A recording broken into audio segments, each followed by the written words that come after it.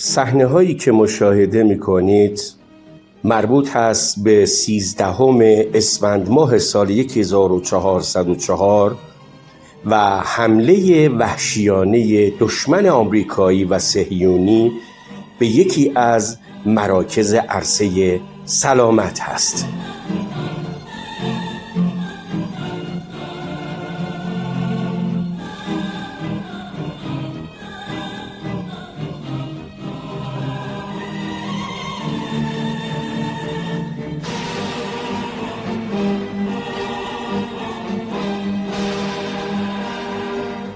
در شرایطی که مراکز ارائه دهنده خدمات سلامت اعم از مراکز بهداشتی، بیمارستان‌ها، مراکز دارویی، اورژانس‌های پیش بیمارستانی باید از هر گونه تعرض نظامی مصون باشند، اما ماهیت ضد انسانی، ضد اخلاقی و متجاوز دشمنان کشورمان باز هم اثبات کرد که این ددصفتان قائل به هیچ اصولی نیستند.